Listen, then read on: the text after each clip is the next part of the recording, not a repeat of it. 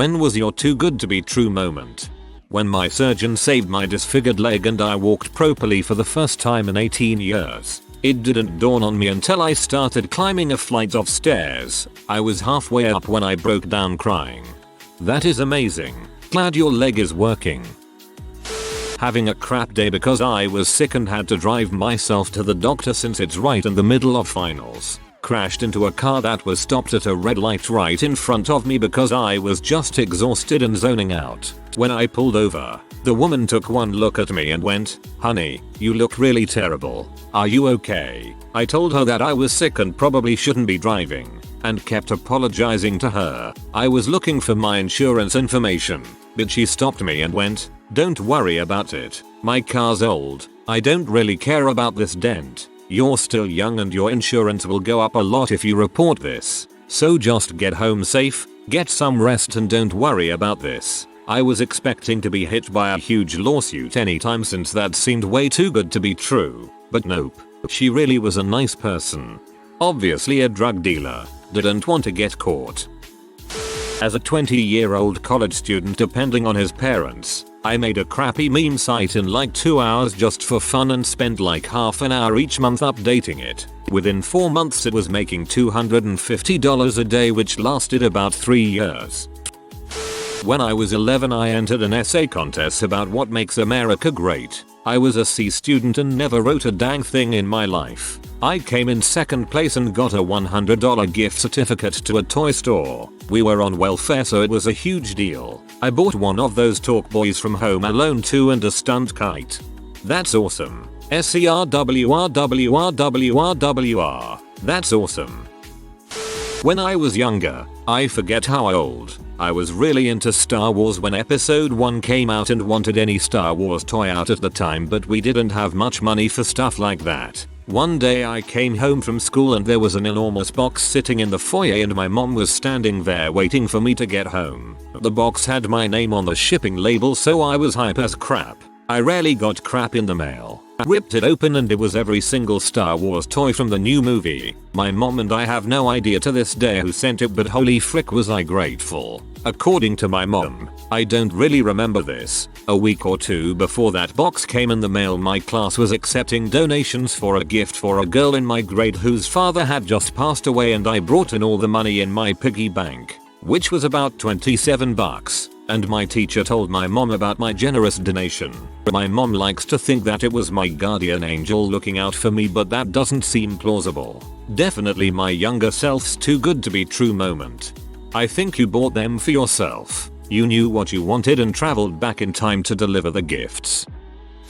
I had just graduated with my Bachelor of Science in Nursing and was working at Walmart, where I'd been employed for 3 years when I got a phone call from the Mayo Clinic offering me my dream job. It had been my first and only interview and I thought it was a long shot. The position was in the specialty I wanted with the population I wanted in the top ranked hospital in the US. And it paid nearly quadruple what I was making at the time. I just remember standing there with the phone to my ear for a moment before squeaking out, "Really, I'd be lying if I said I didn't cry."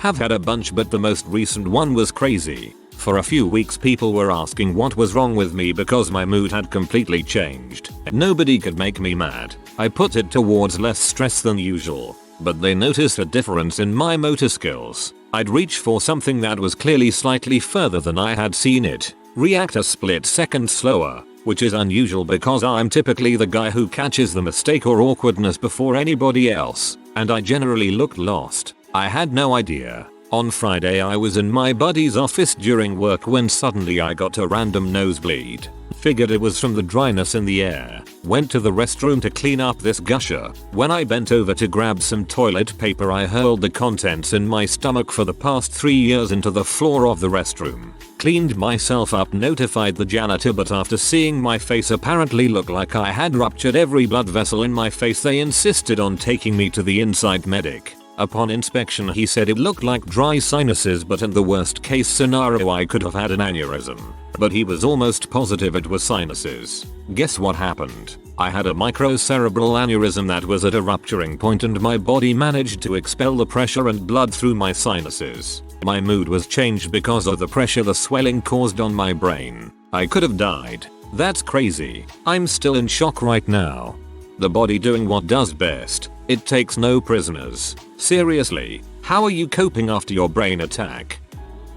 Yesterday at 2 AM I was leaving after an event I had been organizing with a girl I've had a mad crush on for the last year. I never made a move because I thought she didn't feel anything for me and I've been busier, not to mention more exhausted, than ever lately. She followed me out the door and told me that she can't take it anymore, and out of the blue she kissed me. We're finally seeing each other as more than just friends tomorrow. I might actually explode from all the excitement and happiness.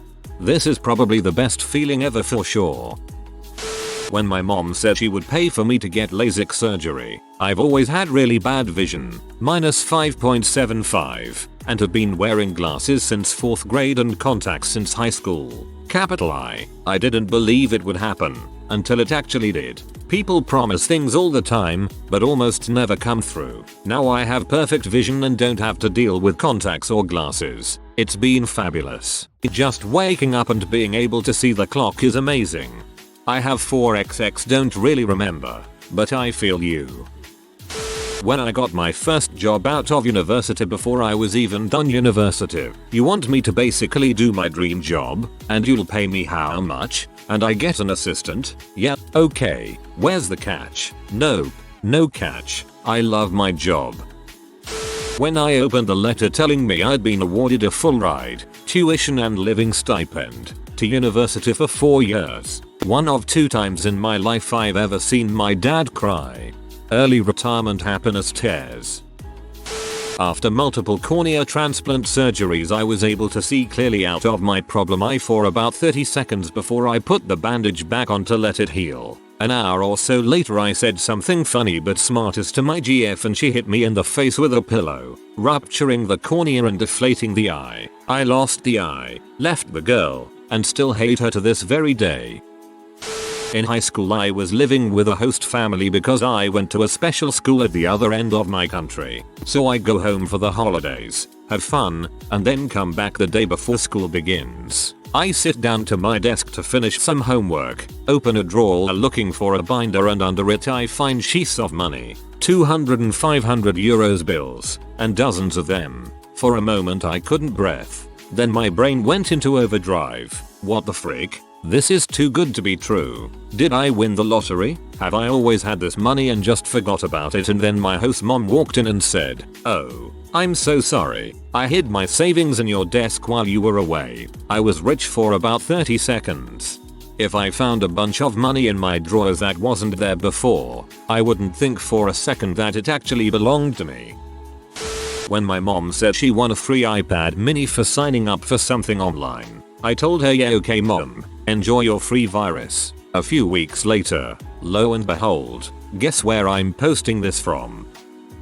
Went out for dinner with a girl. She's wearing a sundress. Back to my place afterwards. Sitting on couch, chatting.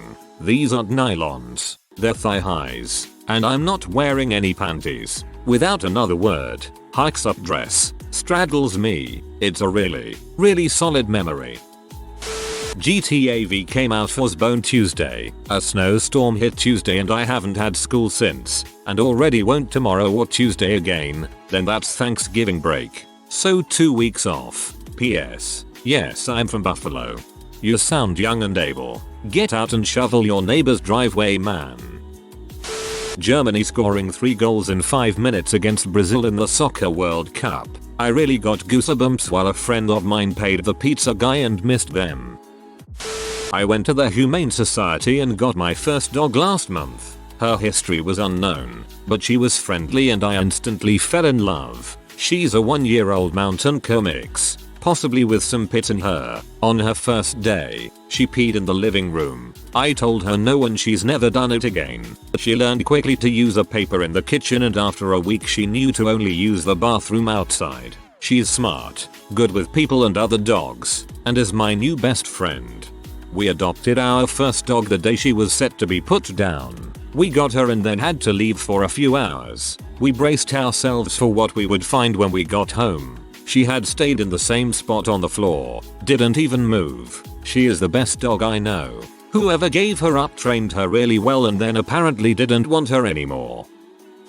My whole life I've had to see a cardiologist due to a defect in my heart. During my last appointment he listened to my heart, frowned, and ordered an ultrasound. Apparently he couldn't hear the defect, so, lo and behold, the ultrasound is done. And he said that if the hole in my heart was any smaller, it wouldn't be there. It took me a minute to process what he said, and even longer to process that I wouldn't have to step into his office again. I was having an argument with an ex about whether his texts with a married friend of his were inappropriate. He kept arguing that I was paranoid and jealous, and I was arguing that he knew exactly what he was doing. He was waving his cell phone around in the heat of the argument, and right at that moment it beeped and a text from her showed up on the screen. "I'm coming to your city in 2 weeks. Think you can get us some alone time without worried Indy around?" Instant argument win. Those moments are so valuable.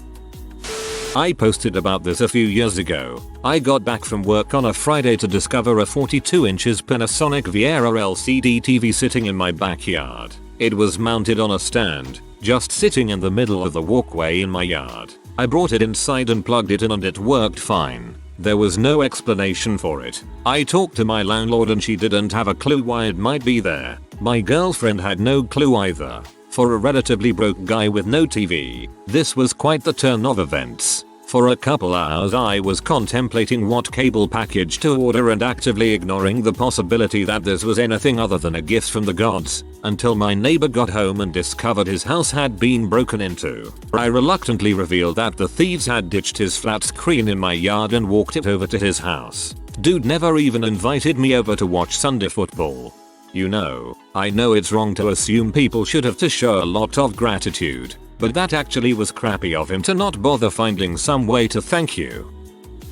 I went to school in Chicago my freshman year of college. Absolutely hated it. So I returned to California to attend community college the year after to transfer into a UC. I grind my butt off at the CC, transfer into my top choice UC with a few hiccups, but nothing too terrible. I moved to the city my UC is in a month before school starts. I'm less than 5 blocks from the water, living in a beautiful house with some amazing housemates and great neighbors. I was making countless new friends, and everything was the exact opposite of Chicago: warm, friendly, and full of like-minded people. Everything was exactly as I had dreamed of during those cold winter nights in Chicago. Then I got a phone call from the admissions office, letting me know that I would no longer be attending their school because of one single credit that did not transfer over from my school in Chicago. I have tough skin. I've been through some crap, and I generally know how to deal with things without becoming a total wreck. But all 6'7" of me cried in bed for a good hour after being told that my dream setup was no more. Fast forward a few months, everything is alright, living in the same house with the same people, but the excitement is gone. I've been enrolled in 4 schools in the past 3 years. I don't even want to apply again, but I have to. Sometimes too good to be true doesn't work out in the end. That's awful that they did that to you. I'm so sorry.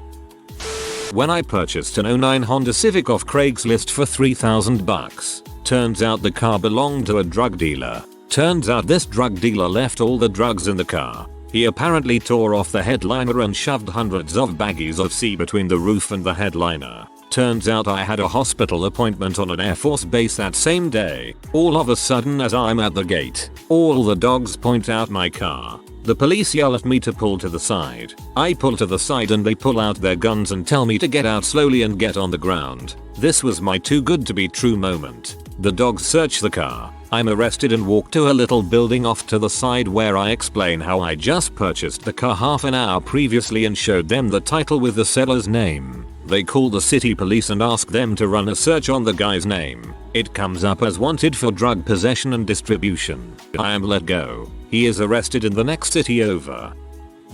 I run an internet horror series with my good buddies and my younger brother was given a side character's profile to produce and maintain on YouTube. At one point, he decides to customize the background and avatar and whatnot and looks for a picture of a classy man with an afro. Now, in terms of the series and genre's lore and background, fire, ash, and arson play a major part. Now, my brother, He just finds a random image of a black and white picture of a man in a suit with an afro and makes it his background. Occasionally, we blacked out his eyes to mess with viewers, but we just thought it was funny, screwing with an unassuming picture to scare people. However, a viewer fell too deep down the rabbit hole. It turns out that the image was a reporter by the name of Larry Langford, and at the time, we had a plot point about an arson in Chicago which led them to search for this. However, Larry Langford was also the name of the Mad Mayor of Birmingham, where he was actually charged with a devastating fire by arson. All of this coincidence is on top of the fact that a character we had been developing had run away from home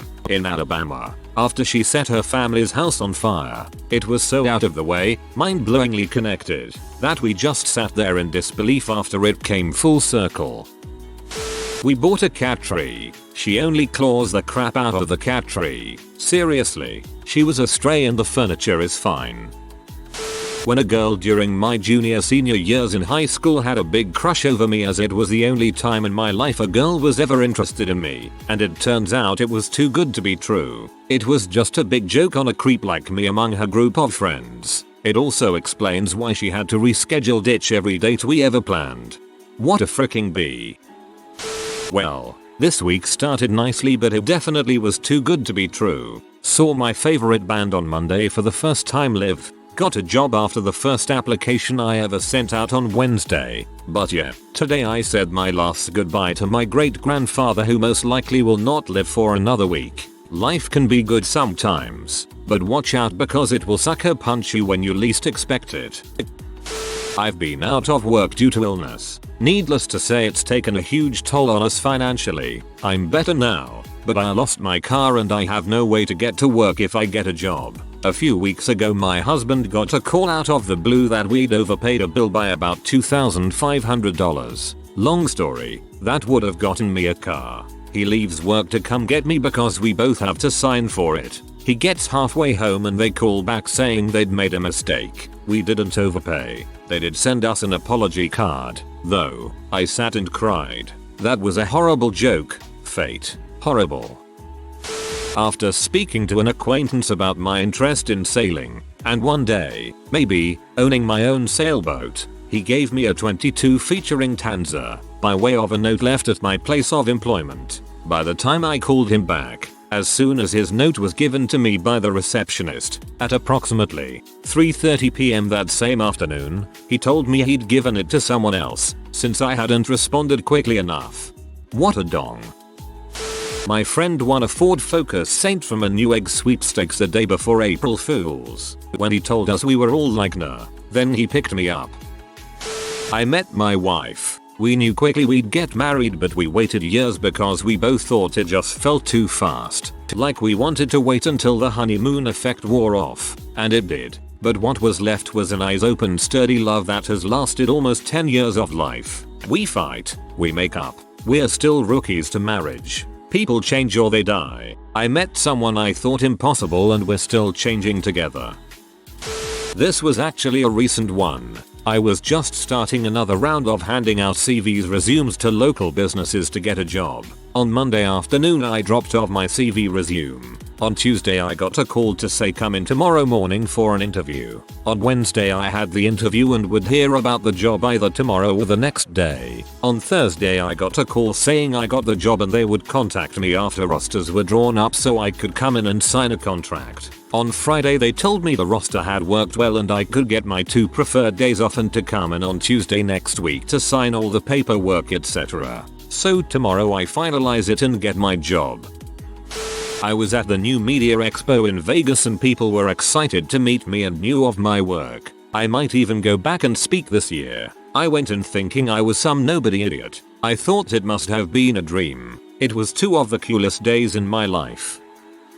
I'm walking up to a ticket machine at the Fruitvale Bart station, one of Oakland's sketchiest train stations, when a bum approaches me waving a refillable Bart card. Hey, bro, got a $10 ticket here. Sell it to you for $5. The bum proceeds to swipe the card through the ticket machine, confirming it has a $10 balance. I figure he found a windfall in the trash and wants to convert it to cash, so why the heck not? I hand him a $5. He hands me the card. It feels a little off, like the real cards are kinda glossy, but this is more of a matte finish. Then I watch as the bum pulls out a sheaf of Bart cards from his pocket and peels off the next one. They're all phony. Dude's selling a stack of phony Bart cards. Much as I wanted to go back and demand a refund, sometimes it's better to just take your losses, especially at Fruitvale Station. Let me clarify that I am 17. I was 16 when this happened a couple months ago. However, I've known that I was gay for about 2 years or so, as hormones confirmed I wasn't bisexual. It was a summer day, Friday the 18th of 2014. I was working outside with my brother. He and I are both helping with the renovations of our house. I got a text from a friend from school. Her name comes right after mine in our grade, so she sits the closest to me in homeroom, where we became friends. We weren't supreme friends, so a text, especially in the summer, was weird. I tried to recreate the conversation as best as possible. Hey, can I ask a personal question? My heart jumped. I assumed she was leading to him. He was her best friend. His hair on auburn curl, freckles dotted him everywhere. He averaged around 6 feet, like me. He had a flat stomach and his outfit always flamboyant. I tend to like most guys just because I know that they are also gay, but he was perfect. He was intelligent and had the best attitude almost always. I had flirted with him anytime I could via Facebook, and whenever he visited the other side of my lunch table I stole glances. He was amazing. Now our mutual friend is asking me something deep. Yeah, go ahead, shoot. Have you ever thought of swinging the other way? I was right. Well, in all honesty, I only swing the other way. Wait, what? And that was it. It took a bit to clarify that, yes, I was gay and wasn't messing with her, but eventually she asked me about him. What I thought. I said I was interested almost immediately. Text him, then here's his number. I couldn't breathe. Is this some sort of prank? My head was spinning. With my hands shaking I texted him and he responded. We hit it off. I couldn't believe it. He genuinely liked me, who was tall, but still weighs around 250, with a dorky smile and terrible style, who played his Nintendo 3DS at lunch and barely spoke a whole sentence to him in person. He didn't care. We talked constantly that entire weekend and decided to meet on Monday. We brought our mutual friend and her boyfriend to keep it less awkward, as we were both freaking out. I asked him out. He said yes. It's been a third of a year since then and every day we text, call, Skype, or see each other over our houses. It's been magical. He set me free. I told my family and they're all extremely supportive of me and they love him, and the feeling is returned twice-fold. He has taught me so much about myself without knowing it, and I'm there for him every step of the way. It's too good to be true. Girlfriend of 2.5 years cheated on me. I left. 2 nights later I hit on the hottest girl at the bar because why the frick not? Turned out she was a model. We did the nasty. It was awesome. Nice. If you are new to the channel, you can subscribe. I publish new videos every day. Until then, check another video.